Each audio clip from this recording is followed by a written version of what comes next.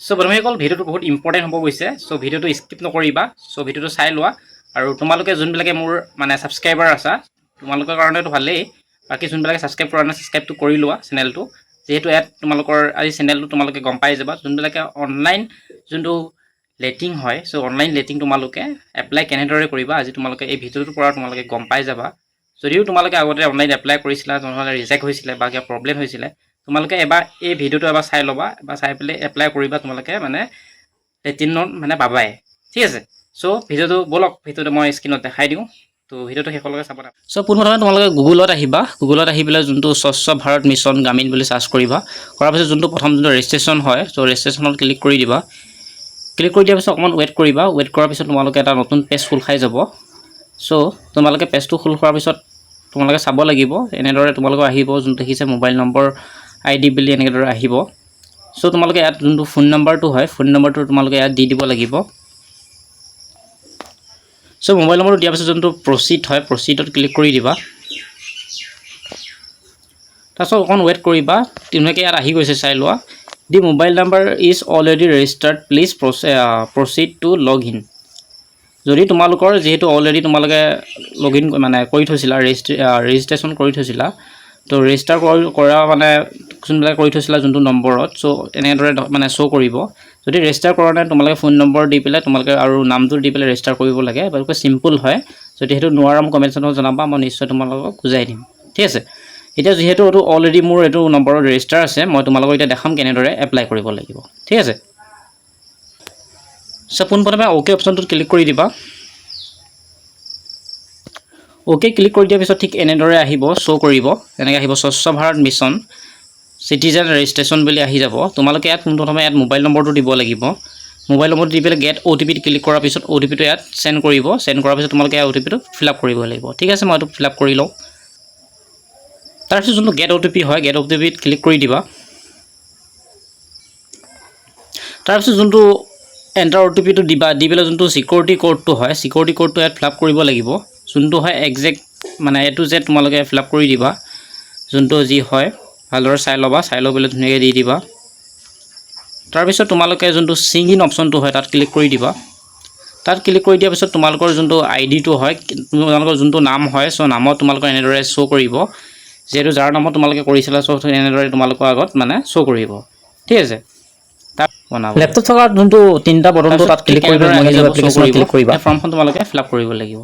ফৰ্মখন fill up কৰিবৰ কাৰণে তোমালোকে দেখা হৈছে যোনটো ষ্টেট নেমটো হয় ষ্টেট নেমটো অলৰেডি চিলেক্টেড হৈ আছে যেহেতু অসমৰ হয় ডিষ্ট্ৰিক্ট নেমটো চিলেক্ট কৰিব কোনখন ডিষ্ট্ৰিক্ট হয় চেক কৰিবা চেক কৰি পেলাই তোমালোকৰ ডিষ্ট্ৰিক্টখন চিলেক্ট কৰিবা সো মই যোনখন ডিষ্ট্ৰিক্ট হয় মই ডিষ্ট্ৰিক্টখন চিলেক্ট কৰি দিছোঁ বাকী তোমালোকে এইটো ব্লক নেমটো হ'ব ব্লক নেমটো তোমালোকে চাৰ্চ কৰিবা চাৰ্চ কৰি পেলাই চাবা কোনটো ব্লক হয় সো ব্লকটো সাৰ্চ কৰি পেলাই তোমালোকে ব্লকটো মানে সিলেক্ট কৰিবা তাৰপিছত যোনটো পঞ্চায়ত নেম হয় তোমালোকৰ পঞ্চায়ত যোনটো হয় সো পঞ্চায়তটো সিলেক্ট কৰিবা সো পঞ্চায়তটো সিলেক্ট কৰি পেলাই তোমালোকৰ যোনটো পঞ্চায়ত হয় সো পঞ্চায়তটো দি দিবা ঠিক আছে বাকী তোমালোকে ইয়াত চাবা তোমালোকৰ কোনখন গাঁও হয় সো গাঁওখনত সিলেক্ট কৰিবা গাঁওখন ধুনীয়াকৈ দি দিবা গাঁওখন যোনখন গাঁও হয় ধুনীয়াকৈ দি দিবা তাৰপিছত নেক্সট হ'ল তোমালোকৰ যোনটো হেবিটেশ্যন নেম হয় সো হেবিটেশ্যন নেমটো সিলেক্ট কৰিবা যোনখন হয় যেহেতু মানে হেবিটেশ্যন নেমটো তোমালোকৰ গাঁওখনৰ নামে হয় বাকী তোমালোকে এইটো মই দি দিছোঁ চাই লোৱা তাৰপিছত তোমালোকে এইটো চোৱা ছেকশ্যন বিনটো যোনটো হৈছে টয়লেট অ'নাৰ্ছ পাৰ্টিকুলাৰ যোনজন মানে মানুহৰ কাৰণে তোমালোকৰ টয়লেটটো এপ্লাই কৰিবা তোমালোকৰ মানে যাৰ এপ্লাই কৰক তাৰ নামে তোমালোকে দিব লাগিব যোনটো আধাৰ একজেক্ট দিব লাগিব ঠিক আছে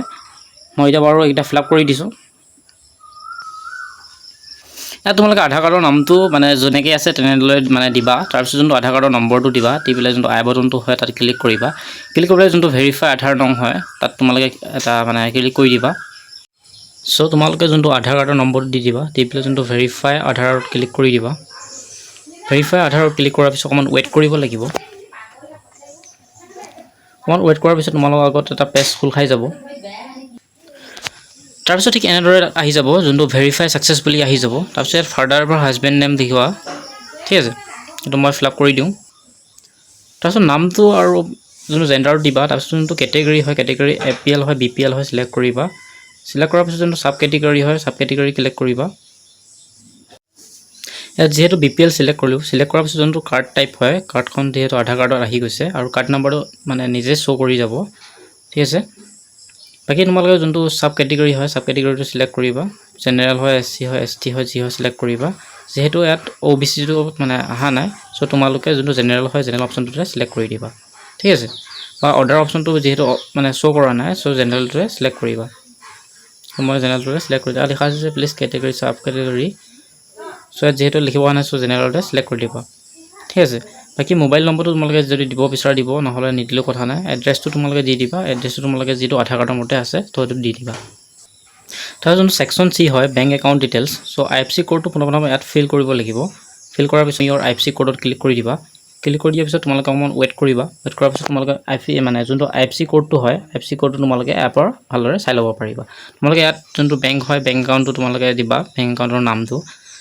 দি দিয়াৰ পিছত তোমালোকে ইয়াত দিবা ব্ৰাঞ্চ নেমটো যোনটো ব্ৰাঞ্চৰ হয় দিয়াৰ পিছত তোমালোকে সোৰ্স আইএফসি দিব লাগিব যেহেতু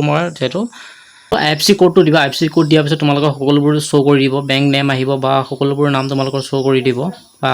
bank of branch name code আছে সকলোবোৰ তোমালোকৰ শো কৰি দিব তাৰ পিছত তোমালোকে ইয়াত একাউন্ট নম্বৰটো দি দিবা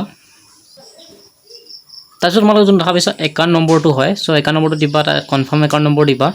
scan first page of the passbook so ইয়াত দেখা পাইছে যে অনলি পিডিএফ জেপিজি আৰু PNG allow image must be clear and size less to 200 KB যেহেতু 200 KB ভিতৰত সেইখন পাসবুকখন তোমালোকে আপলোড দিব লাগিব ফ্ৰণ্ট সাইডটো ঠিক আছে সো মই এটা একাউন্ট নম্বৰ দি লওঁ তাৰপিছত যোনটো scan first page of the passbook so পাসবুকখন দিব লাগিব সোৰ্স ফাইলত গৈ ক্লিক কৰিলে তোমালোকে ধুনীয়াকৈ ব্ৰাউজাৰত গৈ পেলে বনাই ল'ব 200 KB মই যেহেতু অলৰেডি বনাই দেখাই থৈ দিছো কেনেকৈ বনাব লাগে